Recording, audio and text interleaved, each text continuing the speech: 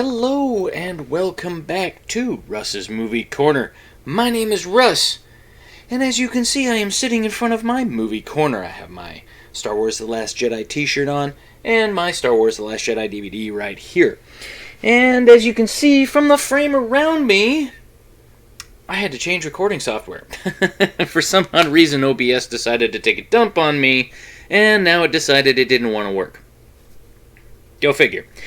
So, I'm in my active presenter, and I've switched. Originally, I had this in a frame up here. Now I have myself in a frame with the video around me.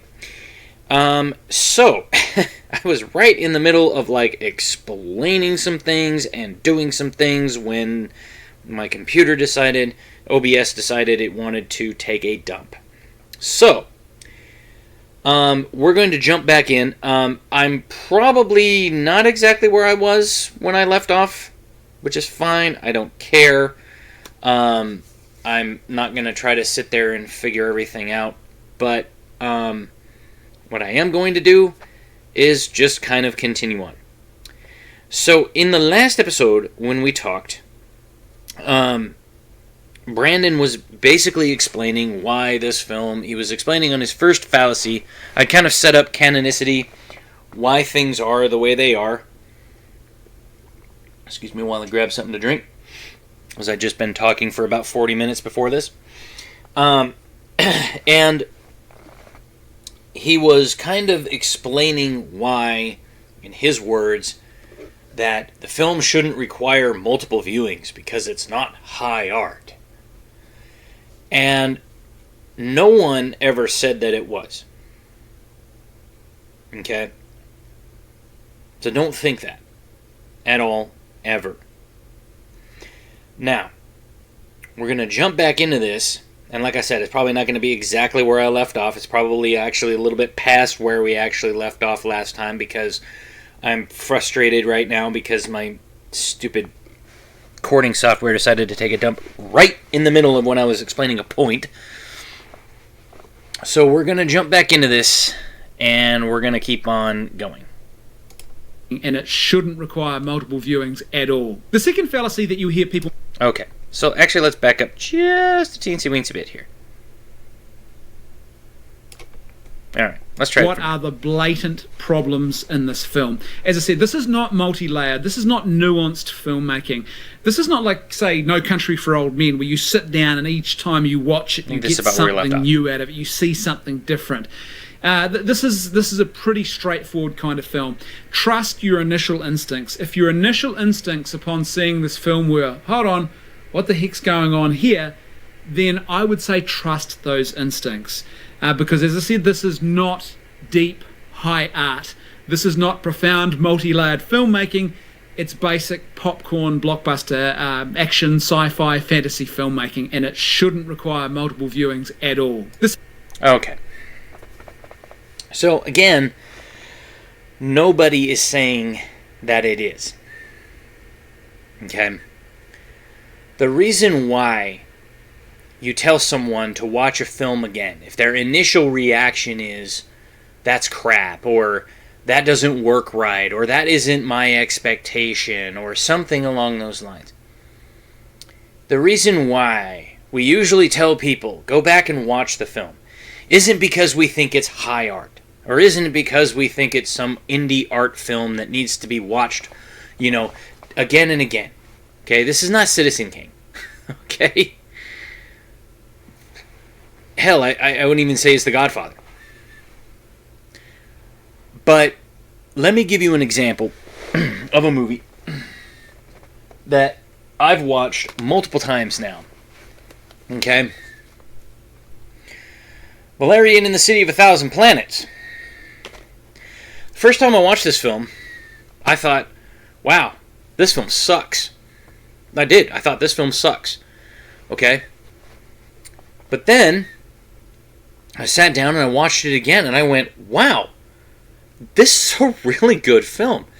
And it actually took me about 2 or 3 viewings of it before I really started to understand what was going on. Because the original comic that this is based on was a long-running serial comic, okay? I mean, it would be like taking Prince Valiant, right?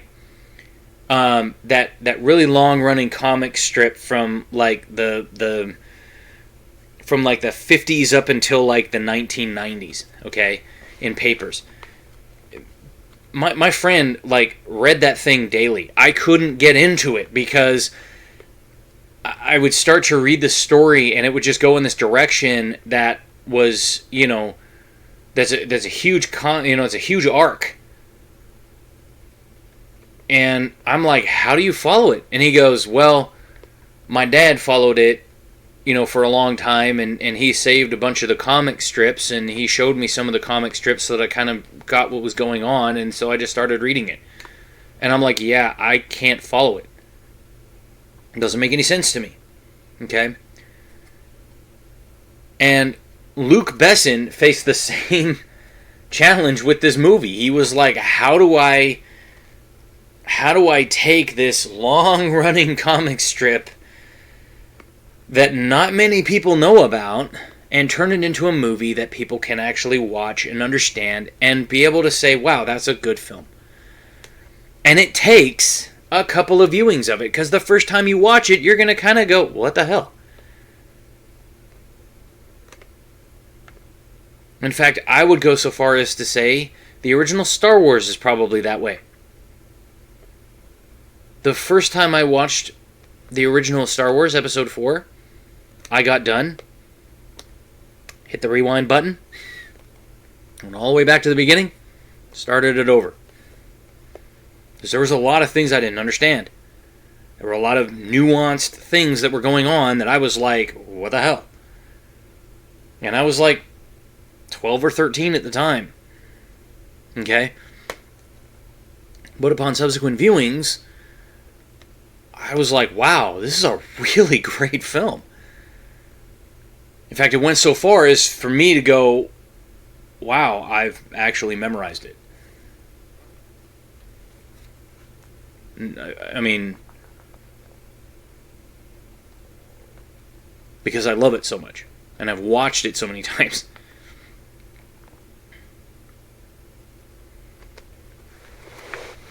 But, a good example of a film that the first time I watched it, and I kind of went, what the fuck? And even on subsequent viewings, I was kind of, and after I had read the source material, I kind of went, this isn't the character. It's an okay film, but it's not the source material. Lynch's 84 Dune. The one that I have right back up here. Okay? I've tried. I can't love this film like a lot of people do. I mean, believe me, it's an okay film, but it's not Dune. It's not Dune. It's not what it could have been. Had they given it time and effort, they could have made something great, but they didn't. Okay? They turned it into something shit. And that's why I say that this version is the definitive version up until Denis Villeneuve's Dune. Okay? Because this version was Dune. Whether you like the costumes or the sets or whatever, it doesn't matter. This is Dune. It's what it is. I just can't get into Lynch's Dune. It's not Dune. Okay? But that's the reason why we're telling you to watch this film again, is because if they're changing the characters, if they're changing the stories, if they're changing the way the universe works, then you can sit there and say, this is not Star Wars, and everybody will agree with you. Everybody will go, yes, we agree. That is not Star Wars. But until then, you have to take it within the context of which it was written and which it was done. Which is it Star Wars? Does it fundamentally change everything that has come before it? or does it keep it the same but just with new characters? And that's why we're saying go back and watch it again, because you missed that on the first viewing because you went in with your bar of expectation way up here, and the movie delivers, and it's not what you wanted. And we'll get into that, because I'm going to try to get to fallacy number 3 today. Second fallacy that you hear people making is, oh, this is just a movie about space wizards and laser swords, or this is just a fantasy film. What do you expect? Well, hold on a minute. And interestingly enough, I've heard people who make the first claim that this is something you have to watch multiple times to really get, also often making the second claim as well, that this is just a mere fantasy film, or this is just a kids' movie. Well, it can't be both, right? It can't be a film that's so complex and multi-layered that you have to watch it multiple times to actually understand and get the nuance of what's going on here, and at the same time be just a mere fantasy film that's so simple that it's not a particularly strong or well-told story. I can't... Okay.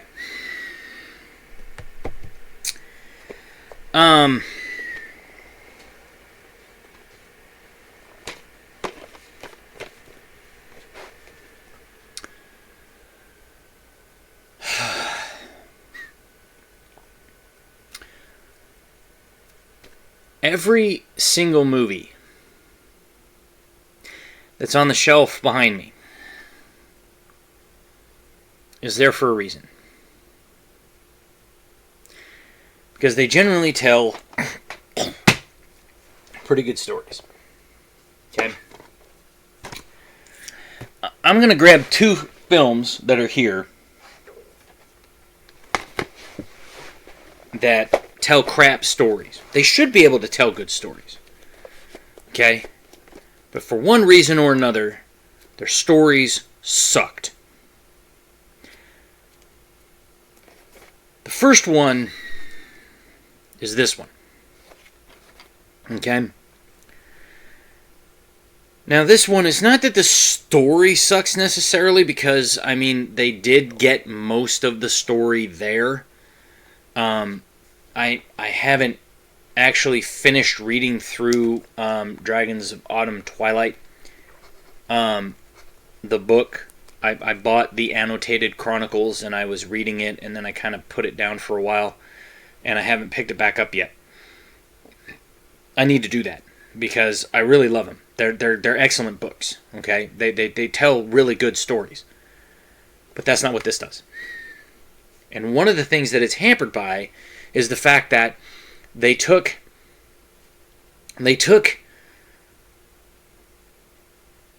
almost non-rendered CGI draconians and put them with 2D traditionally animated characters. You can't do that. It doesn't look right. It looks extremely fake, and it looks unprofessional. In fact, this almost looks like it was a student film done by like a high school class, more than it would be from anything else. And I want to love this film. I do. But I can't. Because it looks so bad. And I'm sorry to Lucy Lawless and Kiefer Sutherland, but the voice acting is horrendous. They're the highlight, but even then, it's still not where it could be and where it should be for this. In fact, I was on a Facebook group the other day, and somebody was like, I think they posted the original covers from the 90s, for the paperback covers of these 3 books, the Dragons, the Chronicles, and they said, give us your opinion on these, and I said, the best unmade film trilogy in history. And I'm not joking. It really is. This if they did it right, would be this trilogy, Lord of the Rings. If it was done correctly. Now, I don't think, and I said this in the video that I tried to record, but I would rather watch this film 100 times over, back to back, than that animated piece of shit.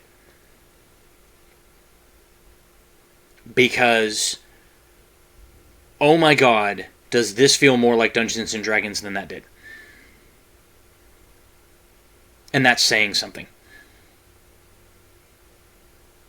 Now, I haven't seen the new one, Honor Among Thieves, mostly because I don't have enough money right now to be able to go out and see a bunch of movies and stuff like that. I wish I could. I'll probably get it when it comes out on DVD, and I'll probably throw a review up sometime. I have like a whole stack of movies that I need to get to. But the point is, even on multiple viewings, because I actually just went back and watched this again, okay?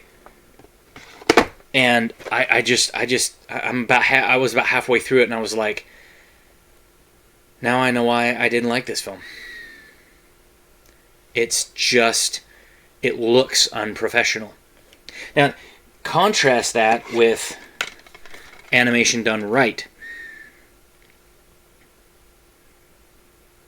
Okay? The original animated Lord of the Rings. And it was 2D animation, and what they had done was, the first time I watched this, and granted, it was right after I had seen, Fellowship of the Ring, the live-action version. And I remember, like, watching this and going, why are they running around with, like, humans in, like, costume? Like, what is going on here? Well, I didn't know at the time that basically what had happened is they had taken this. They had taken film footage of people dressed in certain costumes, because that was how they were going to animate the orcs and the goblins and stuff. They were animated. The animators were to use the footage of these guys running to be able to get like folds of clothes and be able to do stuff. It was how Disney animators did things. It was how different things happened. And so it was and what happened was they were running out of time to be able to animate everything. So basically, Bakshi just said, you know what? Let's rotoscope the live action actors, and we'll add some fluid animation to the cells, to the actual film itself, to make them look like they're part of the film, and then get it out the door. And that's what this is. The first time you watch it, you kind of go, huh. Because it looks a little bit like Tron. The original Tron. This version. Okay. Years before they decided to perfect the Codolith technique, that's kind of what it looked like. It looked like Codolith, but it wasn't really Codolith, because they actually, like, it wasn't really the Codolith process, because it was more like they just kind of hand-painted onto the actual frame of the actors as they rotoscoped out that footage, and then basically filmed it, and then basically like implanted it over the background so that it would move on the background, okay? Because they could move the backgrounds in certain ways, and then they can move things forward and backwards and all this kind of stuff. And so that's kind of how they did it. But on subsequent viewings, I'm like, you know what? I can actually watch it. It's a fairly decent film. It has a really strong voice cast, and it's really decent. And you can actually see where Peter Jackson got some of his shots for Lord of the Rings, because he watched the Bakshi version, and he sat down and went, that's a good camera angle. This is a good camera angle. This is a good way to do things. This is how we could do this. This is how we could do that. Okay? So you can see where some of his, some of his stuff came in. Now, this next one, if you've been on my channel for any length of time, okay, go way back deep into my library of over 270 videos now, you'll see where I did a rant.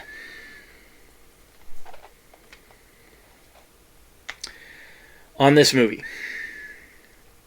Because, like this film,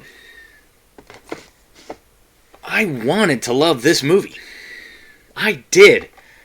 And I gave it several viewings. And I mean, the first few times I watched this film, I was enamored with it. I loved it. And then one day, it all came crashing down. Because I realized just how crap the characters were and how crap the plot was. And you talk about plot holes. This thing has plot holes. Huge plot holes. Gaping plot holes. And I sat back and I thought, oh, man. Hironobu Sakaguchi-san, I love you, my man. I thank you for all the Final Fantasies you've given us, except for this. This thing is bullshit. This thing is absolute bullshit. Okay? This thing is no more Final Fantasy than it can fly to the moon. Okay? This has some of the best photorealistic CGI in existence. And I don't say that lightly. Okay? This has some of the best looking human characters I've ever seen. Yet, this is probably one of the worst movies in existence. And I don't say that lightly. And the only reason I have it is because A, the soundtrack is excellent, and B, the CGI is excellent. Okay? I listed 2 or 3 reasons. And I'll drop a link to that if you want to know more about why I absolutely thoroughly disgusted with this movie. Because believe me, when I saw the previews for this, I was hyped. I was like, oh yeah, let me at him. And I came out of the theater and I was like, I kind of had a bittersweet feeling. You know, this guy keeps talking about, oh, your initial reaction should kind of guide your... my initial reaction was, that was jaw-dropping CGI with an excellent soundtrack, but there was something about it that just kind of left me feeling bleh. And then when it came out on VHS, I bought it and watched it. And then when I found out that the DVD was going to have all these special features about the making of and all this kind of stuff, I bought it on DVD, and then I watched it, and it was about the 4th or 5th viewing of it on DVD. It was about the 1st or 2nd viewing on DVD, and it just suddenly hit me that the story was just absolute crap, and the characters were just, I mean, they were flat. To me, it was like Final Fantasy X. I just played through Final Fantasy X again, and I'm going, they're the same. The same. Doesn't matter. Like they're all just the same. There's no characterization whatsoever. In any of the characters, there's nothing. They're just flat 2D cardboard characters walking along. And that's what this is. And it just kind of cemented the fact that it was like Hironobu Sakaguchi had lost his way. He did not know what the hell he was doing at that point. Because he wrote the story for this film at the same time that he was writing the story for 10. Because the Final Fantasy X project was from 1997 until 2002. And this movie was in 2001, which means that, and it was in production since about 1996 or 7. And he was already kind of creating this, he was already crafting those two stories, and it shows. that he does not know how to craft a decent story. And I'm sorry to say that because, I mean, this is the man that gave us most of the Final Fantasy series. And, you know, a lot of the stories that we've gotten in Final Fantasy are dynamite, except for this and that. And again, like with Dragonlance, Dragons of Autumn Twilight, I hate the fact that I hate this movie. I want to love this movie, but I can't. Because there's so much fundamentally wrong with it.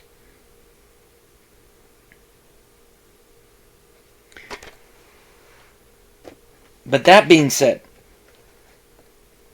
okay,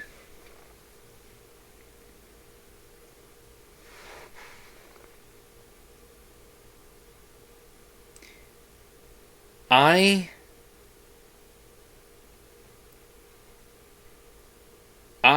do not see anything wrong with The Last Jedi.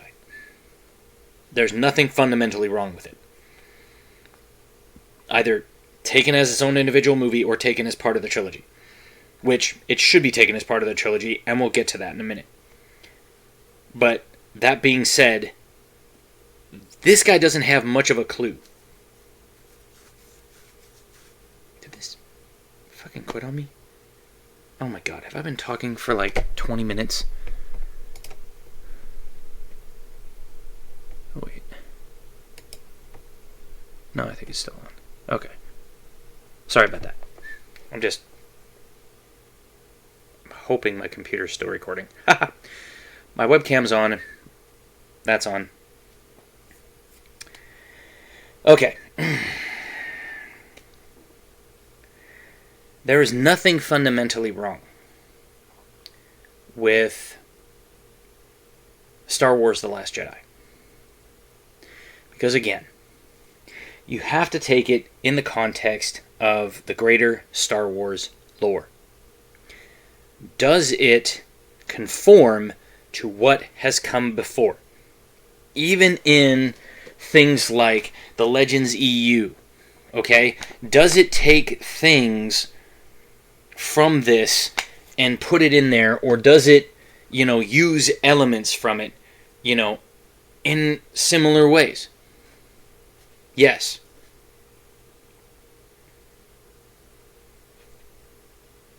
Han and Leia had 3 kids.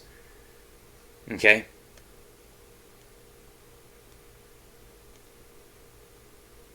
Not a big deal. They had Jason and Jaina, and they had Anakin. Okay? I think it was Luke named his son Ben Skywalker. Them changing it, to Ben Solo doesn't matter to me. Because is it the same? Is it what they had before? Is it the same now? And if it is, then guess what? It's the same. It's only if they're fundamentally changing the way characters act. And we'll get into that. Be both, right? So which is it? But there's a problem with this line of reasoning as well that goes much deeper. And the problem is this, that basically what's being suggested here is that certain genres of film or storytelling basically shouldn't be, or you shouldn't expect them to follow the basic norms of good storytelling. What people are suggesting here is that if you go and watch a fantasy film, then the storytelling should be whatever the heck the writers and the director wanted it to be, regardless of whether it's coherent, it makes sense, or got plot holes or anything like that. That's absolute nonsense. Genre should not determine whether or not you tell a good story. Regardless of what the genre is, you should aim to tell a good story if you're going to make a film. That's really what the heart of it is about. It's about good characters. It's about a good story arc. It's about a plot that makes sense. It's about motivations that are clear and coherent, right? And that's where this film falls down. Actually, it doesn't. And we'll get into that in a second. But he mentioned fantasy, okay? So I'm going to use 2 examples from my movie collection. Okay?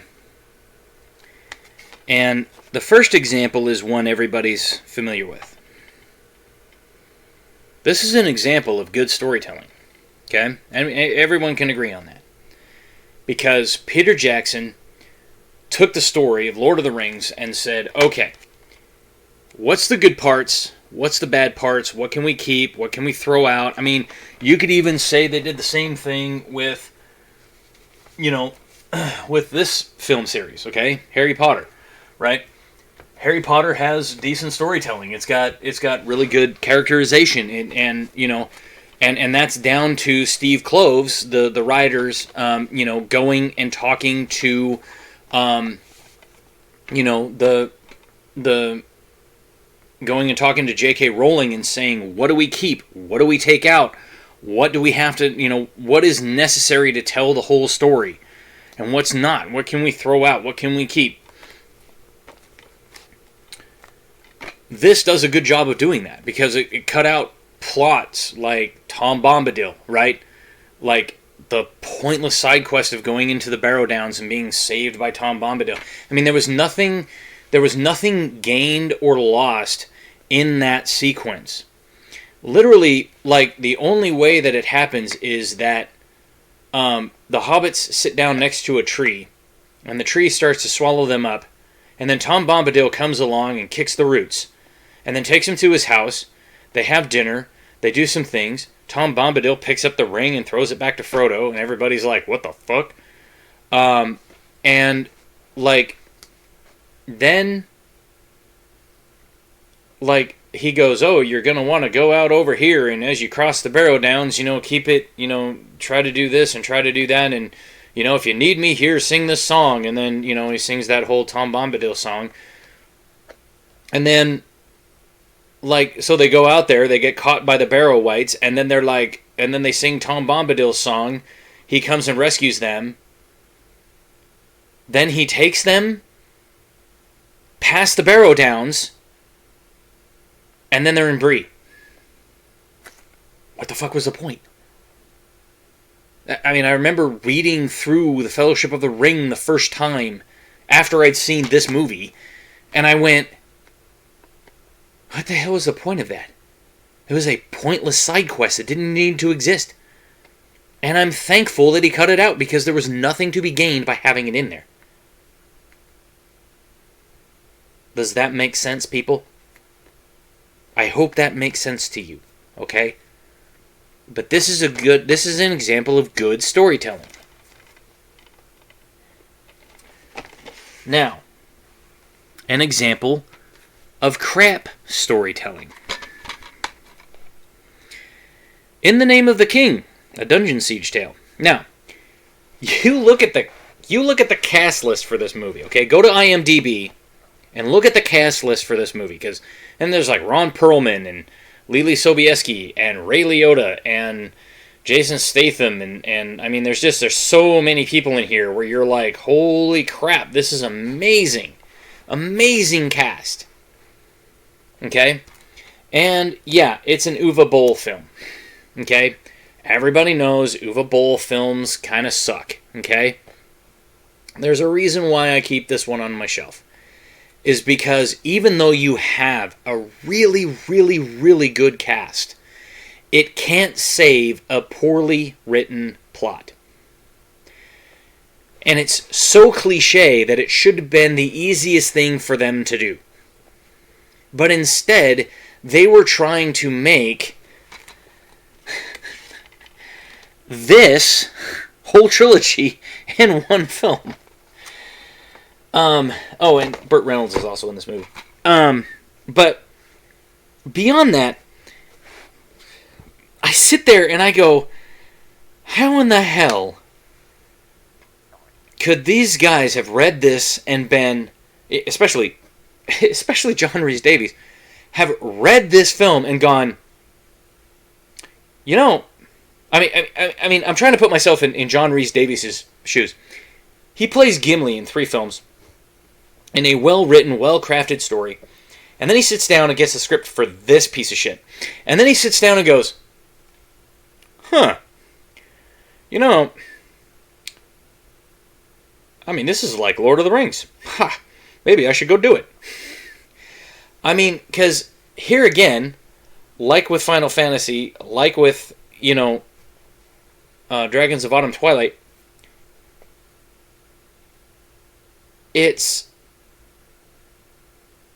one of those things where it had the potential to be good. It had the potential to do great things. This had the potential to be a really, really good film and to show, and for Uwe Boll to show people that he could craft a well-designed narrative. But when you, and I mean, the story is so cliche. Here's this guy, his name is Farmer, literally Jason Statham, okay? And he's the, bastard son of the king, played by Burt Reynolds. And, Ray Liotta's trying to hunt him down and kill him. And, he steals away his family and does all of this stuff. And so Farmer goes to get them all back. And, I mean, Jason Statham, don't get me wrong, Jason Statham is an awesome actor. But in this film, it's just, he's just this surly bastard. He's just walking around. I mean, it's just he's not a likable character at all. You want your main protagonist, even if your main protagonist has some kind of a character flaw, he doesn't want to be king, or, he doesn't want the responsibility, or he's running away from said responsibility, or maybe he doesn't know that he's the king's son, or, something like that. There's always ways to,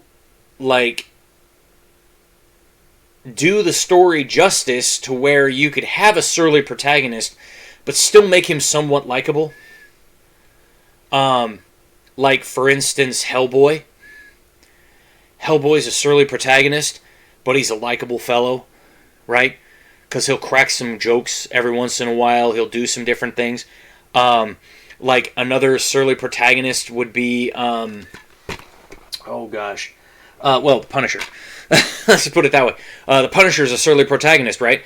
He walks around and he's just super surly. And you're like, my God, if it weren't for the fact that he could crack jokes and crack wise, you'd want to throw this guy right out the door.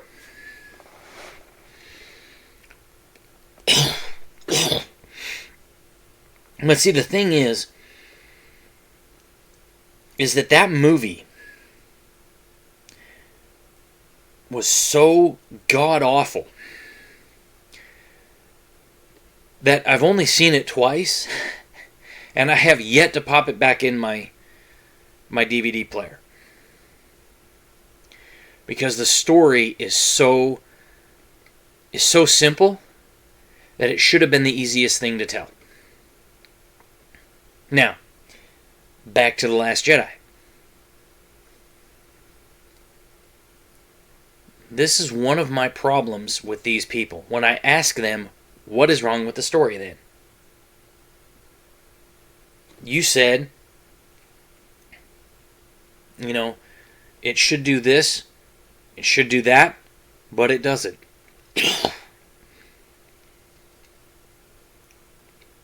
What doesn't it do? Tell me. I want to know. In your opinion, what doesn't this film do? Because he doesn't offer any, in this scene, when Rey is talking to Luke, she was saying this, and lore-wise, maybe it could have been more this, or, something like that. He doesn't say that. This was one of my problems when I watched this video originally, and I don't think I conveyed properly, is, okay then, if it's so bad, what's wrong with it? And I've talked to many people who have said, oh, I hate The Last Jedi, the story doesn't work. What about the story doesn't work? And they might mention something, and then I will say, okay, but in the lore, this happens, this happens, this happens. In this scene, this happens, this happens, this happens. And they're like, yeah, but it still sucks. I'm like, okay, then that's your opinion, but that's not a reason why it sucks. That's not a lore-related reason as to why this film is the worst film ever made. And why it's not a Star Wars film. That's your subjective opinion. You have to have objective facts to back up your subjective opinion. Okay? I could say that, for instance, Mortal Kombat is the greatest video game movie ever made. You can disagree with me. But unless I can back up why that is, there's no reason. And I'm talking about the 1995 version. Even though maybe the new version is better. Maybe Tomb Raider's the greatest. Maybe Assassin's Creed's the greatest. Maybe there's another movie that's come out. Maybe Super Mario's the greatest. Who knows? The point being that it's a subjective opinion. In my opinion, Mortal Kombat's the greatest. The 1995 Mortal Kombat movie is the greatest video game movie ever made. But unless I'm willing to say to people, okay, unless I'm willing to back that up, that's just my opinion. And you're welcome to disagree with it. But I can't sit there and say, Mortal Kombat's the greatest movie ever made, and you have to believe it too. And if you don't believe it, then you're the problem because you're not believing in what I'm saying. That's basically what this guy's doing. And this is the problem that I had before that I don't think I articulated correctly, is this is what these people do. They go, The Last Jedi is the worst film ever made, and if you believe that it's a good film, then you just suck. You don't know anything about anything. No. That's not how this works. Now, I'm probably going to go a little long, but I want to get to fallacy number 3, so let's try to get through the rest of these. It's got nothing to do with the fact that this is fantasy storytelling. I mean, think about something like Lord of the Rings, for example.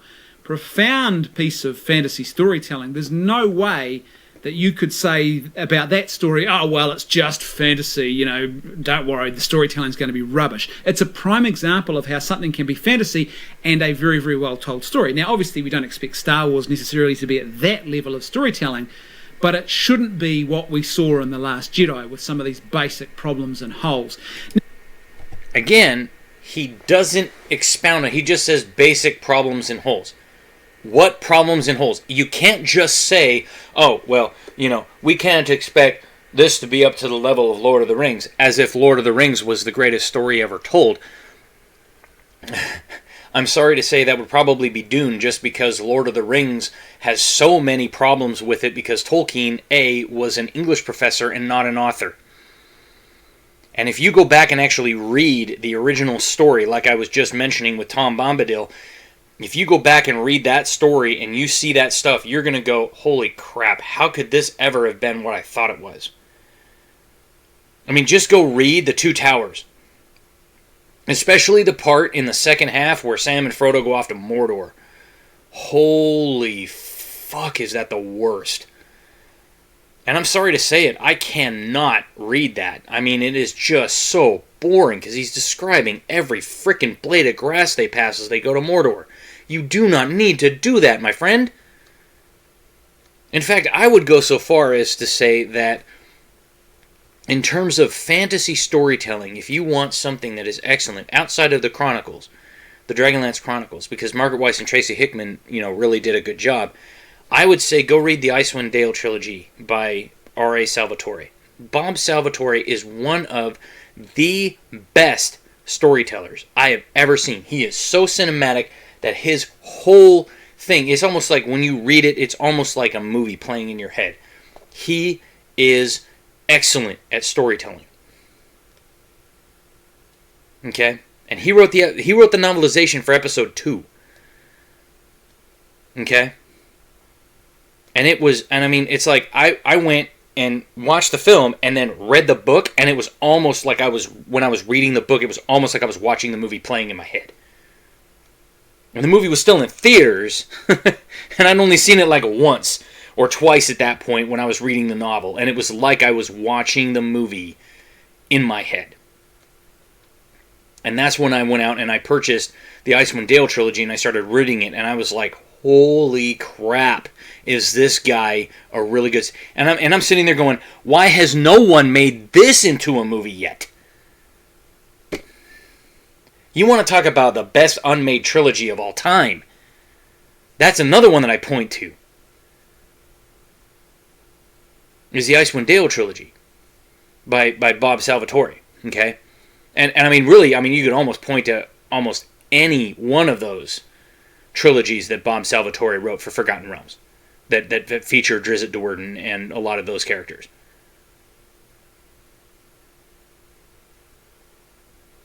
Now, I'm going to go, and I'm going to say this, because I've said it before.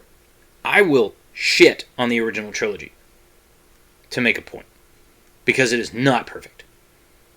Okay? The problem that most people have is that they're looking at it through rose-colored glasses. They remember the first time that they sat back and they watched the whole trilogy. And, you know, there was the revelation of Darth Vader being Anakin Skywalker and all this stuff. And they're just like, oh my gosh. And so it's like, and they did this with episode 1, 2, and 3.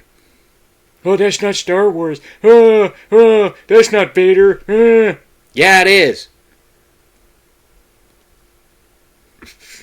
In fact, I remember as a parapro, I was sitting in class one day and some kid walks in and he was talking about how he hated Shakespeare and how he didn't understand Shakespeare and how, you know, we'd never seen Shakespeare before in modern times. And I just laughed. And he goes, what are you laughing at? And I said, man, anytime you see two people that are supposed to be in love but can never, ever, ever seem to get together, that's Romeo and Juliet. And I said, hey, you're a Star Wars fan, right? He goes, yeah. And I said, well, I'm about to ruin the original trilogy for you. Or I'm about to ruin Star Wars for you. He was like, oh. And I said, you know episode 1, 2, and 3? The great tragedy of Macbeth. Anything that can go wrong will go wrong. And he was like, oh, what are you talking about? I'm like, it's the truth. I said, you go read The Great Tragedy of Macbeth, and then you come back and you watch episode 1, 2, and 3, and you will see basically Anakin's Macbeth. Anything that can go wrong will go wrong. And the only reason that George Lucas chose to have 9-year-old Anakin Skywalker was because he wanted to show that evil is not born, it's made. Through a set of circumstances, through a set of tragedies, just like the great tragedy of Macbeth. Macbeth didn't grow up being this, tragic hero. He grew up a normal person and then had all of these tragedies happen to him.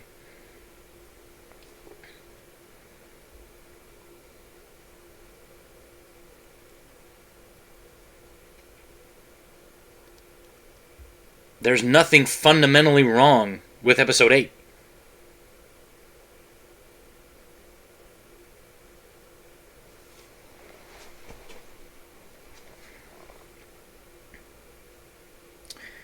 In fact, out of Rian Johnson's own mouth, if you look at any classic hero's myth that is actually worth its salt, at the beginning of the hero's journey, like with King Arthur, he pulls the sword from the stone and he's ascendant. He has setbacks, but he unites all the kingdoms. But then if you keep reading, when it deals with the hero's life as they get into middle age and beyond, it always starts to get into darker places. And there's a reason for that.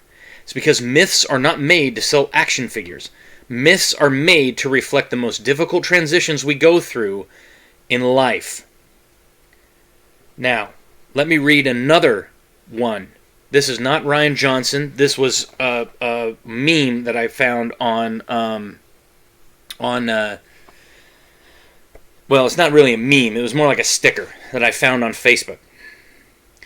Luke Skywalker in The Last Jedi was perfect, accurate to who Luke would be 30 years later. He's flawed, human, conflicted. He makes mistakes. But eventually, he does the right thing and comes back as a hero. Instead of a big, dumb lightsaber battle again, Luke uses nothing but the Force and tricked the villain into using his own weakness, anger, to save the rebellion, at the cost of his own life. A total Jedi Master move. Windu would have granted him the rank. People's mistake was comparing him to that EU fanfiction yuppie Luke, which is what I've been saying. They dehumanized him into a walking action figure just to sell books. George Lucas even said he doesn't recognize the EU as part of the story. Give the movie another chance. It's brilliant, and best of all, it's canon. Now, the whole idea too that people are saying this is just a kids' movie, to me I find that a little bit frustrating, because it suggests to me that, first of all, what are we really teaching our kids about to what they should expect when they go to the cinema? If we're saying to them, let's just serve this kind of stuff up with some glaring problems and failures of storytelling and structure and character development, all these kind of things, and then we say to our kids, oh, well, this is it, kids, this is the best you can hope for. Surely we can do better than this. Again, you're not pointing to any of those. You're just saying, see, it's got all these problems. What are the problems? Well, it's just got problems. What are they? Again, I saw tons of kids in the theater watching this film, and none of them were like, Mommy, why is he doing this? They were sitting there watching the film, and when they got done, they got up and walked out like, wow, that was a really crazy film. Like, that was like something I've never seen before. Like I said, there's no such thing as perhaps a perfect story, and we don't expect Star Wars to be at that sort of, artistic high level, but you don't expect there to be such glaring and basic failures of storytelling in a movie, particularly one that's got a budget and the ability to be created at another level, right? This is not someone feverishly working away on a minimal budget in their mum's basement. This is something that's a massive financial-backed, studio-backed, massive budget film. And it's a long-standing franchise now. This is a property that has a long history, that's very well developed. There's really no reason for what we saw in The Last Jedi to be put on screen. And secondly, I would really question whether this is a kids' movie. If you look at the content of this film, and even The Force Awakens, The Force Awakens starts with an act of genocide in a village where a whole lot of stormtroopers just kill and slaughter a whole lot of innocent men, women, and children. This is really not a kids' film.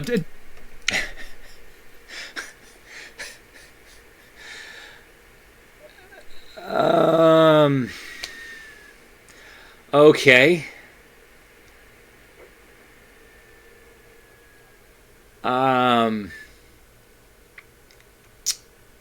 I guess you missed the part in episode 4 where they blew up Alderaan for no reason.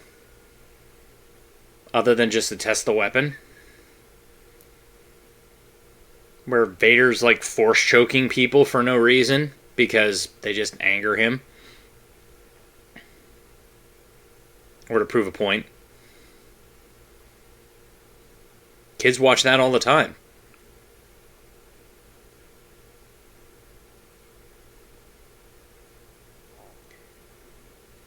I would say that it would actually teach kids that the First Order are evil. That's what it teaches them. And that Finn, having not shot any of the villagers, he didn't obey the order to shoot and kill the villagers, shows that his character is different. That he's not going to do the same thing. That he's not just going to blandly follow orders. Okay?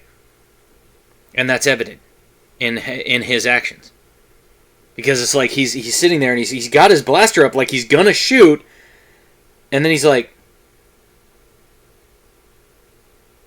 I'm not going to do it.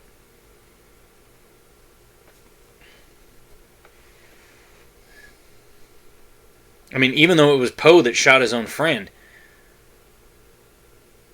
In fact, it wasn't until I was watching it again recently, and then I suddenly realized, I was like, holy shit, I didn't realize it was Poe that shot his friend. And then he goes and frees Poe.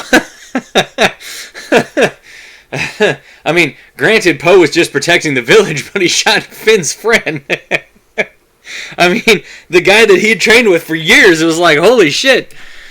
It doesn't seem consistent to me to be saying, on the one hand, oh, this is just a kid's film and kids shouldn't expect anything more than this, and at the same time, the content of the film clearly is more than just made for children, right?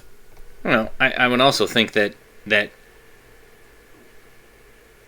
in a lot of ways, people use that argument to try to deflect if they don't know the lore that well. They're just like, oh, well, it's just kind of a kid's film. I would say that Star Wars is not a kid's film. Can kids watch it? Oh, hell yes. But I would say that it's not a kid's film. And I mean, even saying that, I mean, it's like I saw kids in, Marvel films with much darker subject matter in it. I mean, even so far as kids in Infinity War and Endgame that had way darker subject matter because it was dealing with subjects on a very, very personal level with characters that we had come to know and love over the years. Whereas, a bunch of stormtroopers running down a ramp and shooting indiscriminately into a village because they're looking for someone, okay, and the villagers are shooting back, it's very impersonal in that way. You just know that one side is evil, one side is good. And when you see that battle open up, and then when you see all of them get captured, and then he's like, and so the villagers, and then he's like, kill them, and then it's like, all of them are like, oh, and then they're like, bah. It's a lot more impersonal. In fact, I would go so far as to say probably the darkest scene in all of Star Wars is the scene in the Jedi Temple where, the kids are all huddled in the council chamber, and that one kid is like, Master Skywalker, there's too many of them, what are we going to do? And then it's like all of a sudden he just turns on his lightsaber, and you're like, holy shit, dude. Did I just see that? Like, he actually slaughtered younglings? What the fuck, dude? Like, oh, that's dark as fuck. Like, oh my god. And so I would say that that's probably the darkest that the series ever got. And so in terms of, is that dark? Yes, but it's something that you could tell. I mean, and I'm not saying that, you'd be showing this to a kid, but if you're showing this to a kid at like 8 to 10, they're going to have seen Disney films. They're going to have seen, certain types of death. They're going to see, they're probably going to see PG movies that have that kind of stuff in it. And so they're going to be able to, know, and they're going to ask, Mommy, why did all those stormtroopers shoot the villagers? Because they're evil, son or daughter, whatever. They're evil people. That's what they do. They're just out there killing people indiscriminately. Oh wow, really? Yeah, it happens. Because it's a reflection of what actually goes on in our own world. I mean, there are massacres like that every single day. We don't hear about them a lot of the time. But like in 1993, there was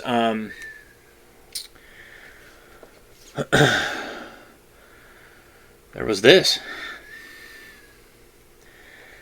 So, I mean, it happens. Let me see.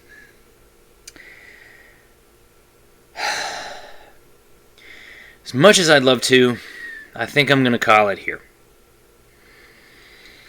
So, when we come back, we are going to continue on with this.